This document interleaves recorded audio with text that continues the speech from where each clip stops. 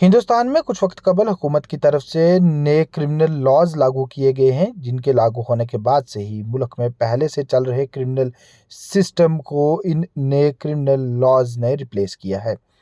वहीं आम आवाम को इन नए क्रिमिनल लॉज के बारे में पूरी जानकारी दिए जाने के मकसद से मरकजी हुकूमत की तरफ से मुल्क भर में एक नई मुहिम की शुरुआत की गई है। इसी मुहिम के तहत आज राजौरी जिला में कई मकामात पर अवेयरनेस प्रोग्राम मुनक्किद हुए। इसी तरह का एक अवेयरनेस प्रोग्राम सिविल इंतजामिया व पुलिस की तरफ से मुश्तरका तौर पर सरहदी सब डिवीजन नौशहरा में मुनक्किद किया गया। इसकी क़यादत additional deputy commissioner Nowshera Baburam Tandon ने की। इस दौरान सरकारी ऑफिसरान के अलावा कॉलेज व स्कूल के तालिबे इल्म, सरकारी मुलाजमीन व सिविल सोसाइटी के लोग भी मौजूद थे। इस अवेयरनेस प्रोग्राम के दौरान तमाम लोगों को मरकजी हुकूमत की तरफ से मुल्क में लागू किए गए इन नए क्रिमिनल लॉज के बारे में जानकारी दी गई और बताया गया कि किस तरह इन नए कानून के साथ मुल्क में जस्टिस डिलीवरी सिस्टम को एक नई शक्ल दी गई है। जो हैबिचुअल ऑफेंडर्स होते हैं, जैसे कोई थीव्स का, जो स्टोलन प्रॉपर्टी का, जो जो का मतलब जिसने कोई प्रॉपर्टी चोरी की हुई है, अपने पास रखी हुई है, तो जो हैबिचुअल मतलब गाँव में जो हमारे जो समाज में जो है हैबिचुअल ऑफेंडर्स होते हैं, सेम केस जो पुलिस हमें रिपोर्ट करती है, वो इस्तगासा पेश करते हैं, हमारे पास आता है, तो फिर हम उनको जो है बाउंड करते हैं कि अपना जो चाल चलन है वो ठीक रखें। अगर वो चाल चलन ठीक नहीं रखते हैं तो फिर उनको जो दूसरी जो सेक्शंस हैं वो हम इम्पोज करते हैं। अगर वो 6 मंथ्स में वो ठीक हो जाते हैं तो फिर उनको भी हम बॉन्ड साइन करवाते हैं, उनसे मुज़लका लेके उनको भी हम पाबंद करके छोड़ देते हैं।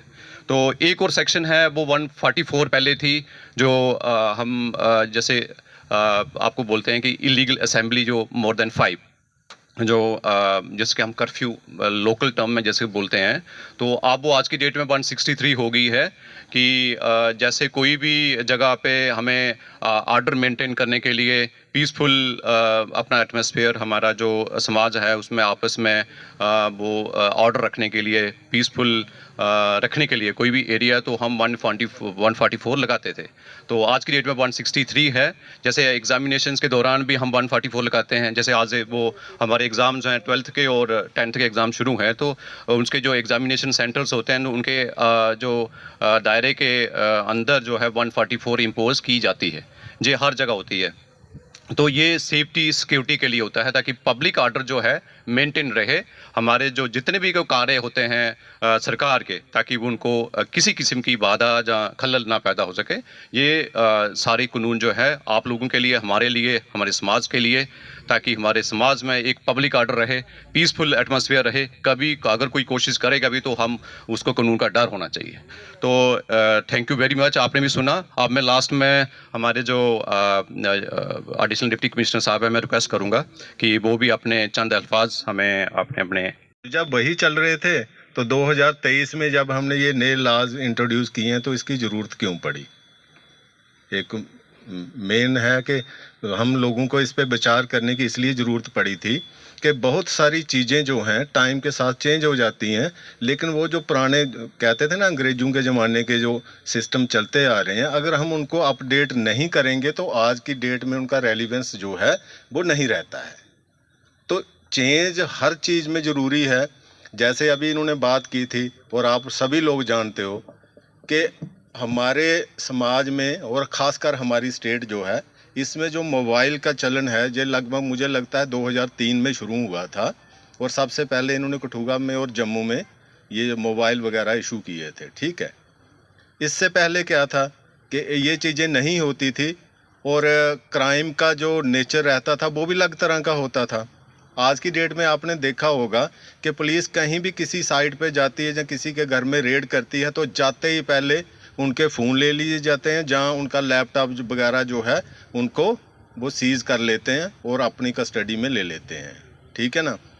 बहुत सारे लोग टीवी वगैरह देखते होंगे, जो जितने भी हमारे क्राइम से जुड़े हुए वो आते रहते हैं।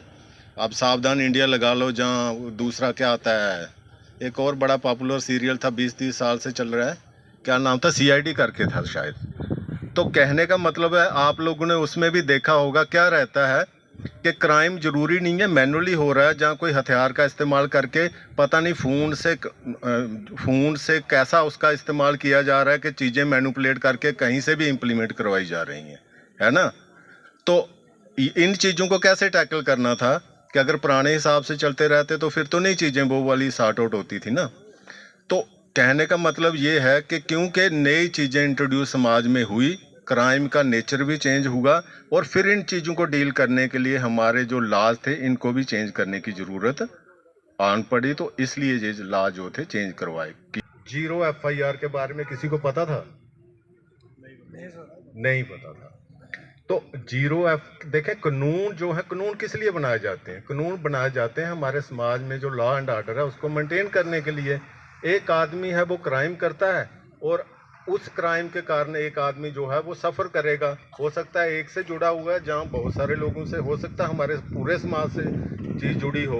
तो बहुत सारी चीज़ें इन्होंने जैसे अभी बताई हैं, जैसे तो पहले 0 FIR का इन्होंने बताया कि कहीं भी क्राइम होता है आप कहीं से भी उसकी FIR जो है वो करवा सकते हैं। हमें सबको ये पता होना चाहिए, ठीक है ना। जरूरी नहीं है कि जम्मू में कोई क्राइम हुआ था तो हम जहाँ पे बैठे हुए हैं हमें पर्टेन करता था, हमने FIR नौशहरा पुलिस स्टेशन में करवा दी, बाकी प्रोसीजर जो हो चलता रहेगा। लेकिन हमें पता होगा तभी तो कर पाएंगे ना। एक तो वो चीज़ थी 0 FIR है। अच्छा, दूसरे नंबर कहीं ऐसे हो जाता है कि क्राइम हमारे समाज में होता है लेकिन हम उसको मतलब वो रिफ्लेक्ट नहीं कहीं करते, रिपोर्ट नहीं करते। रीज़न क्या होता है? हम सोचते हैं नहीं यार इसमें कुछ भी नहीं होगा, तो ये हो जाएगा वो हो जाएगा, तो रिपोर्ट नहीं होता। तो उससे क्या होता है कि जो छोटा क्राइम करता है ना, कल को वो उससे बड़ा क्राइम करता है। तो अगर हम रिपोर्ट करते हैं तो फिर एटलीस्ट जैसा उन्होंने बताया कि आदमी मिलेगा या नहीं मिलेगा, लेकिन उसका प्रॉपर जो है उसकी इन्वेस्टिगेशन होगी, केस जो है परस्यू करेगा और एक आने वाले टाइम पे उसको जो भी अगर वो आइडेंटिफाई होता तब भी, नहीं तो जो विक्टिम है उसका जो बनता होगा वो उसके हिसाब से उसको टैकल किया जाएगा।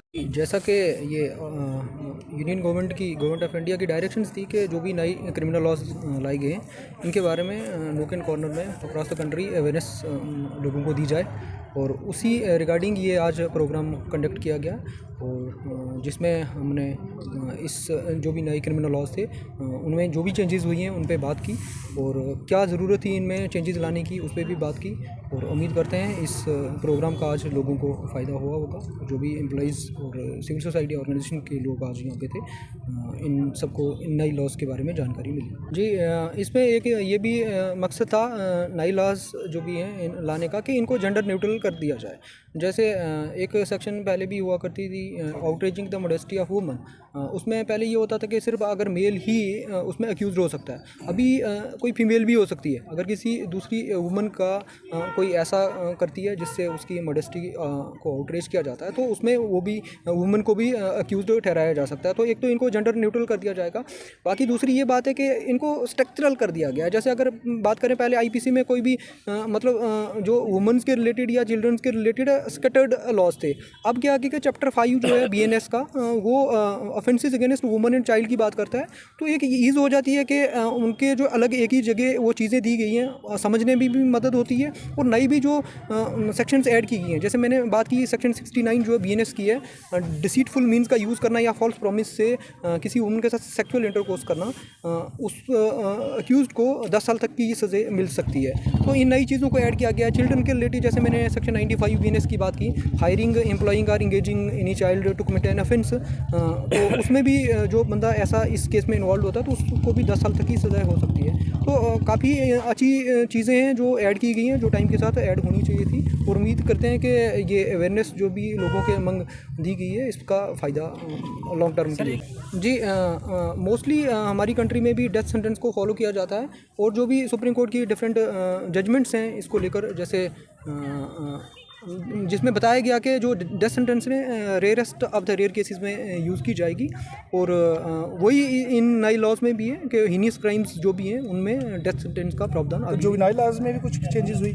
जुवेनाइल लॉज में जैसे चिल्ड्रन को लेकर मैंने बात की कि वो सेक्शन 95 की बात की, वो है। सेक्शन 99 भी है जो चिल्ड्रन को वो हायर करके प्रोस्टिट्यूशन में यूज़ करना, उसके रिगार्डिंग भी सेक्शन 99 BNS डाली गई है, जिसमें अक्यूज्ड को मतलब सज़ा मिल सकती है। जी। देखिए वही प्रोसेस है, वही आज लोगों से भी ये इंटरेक्ट करने का मौका मिला तो बताया गया कि कोई भी केस है उसमें जब तक विटनेसेस नहीं होंगे तो वो केस अधूरा रह जाता है। तो जैसे सेक्शन 358 बीएनएसएस की विटनेस प्रोटेक्शन स्कीम की बात करती है, तो उम्मीद करते हैं कि लॉन्ग टर्म के लिए ये सारी चीज़ें जो भी हैं जो भी कोर्ट पेंडेंसी है उसको कम करेगी और जस्टिस जो है टाइमली लोगों को मिलेगी। देखो अभी जो सेक्शन वो है डाउरी रिलेटिव जो भी है डाउरी डेथ्स की अगर बात करें तो सेक्शन 80 बीएनएस की डील करती है और उसमें जो भी 7 साल के अंदर अगर किसी भी वुमन का डेथ होता है और उसमें ऐसी चीज़ें सामने आती हैं कि उसको टॉर्चर किया गया था डाउरी के रिलेटेड, तो उसमें जो भी अक्यूज़ड है जो भी फैमिली के रिलेटिव्स उसके हस्बैंड के जो भी हैं तो उनको लीगल प्रोविजंस के अंडर पनिश किया जाता है।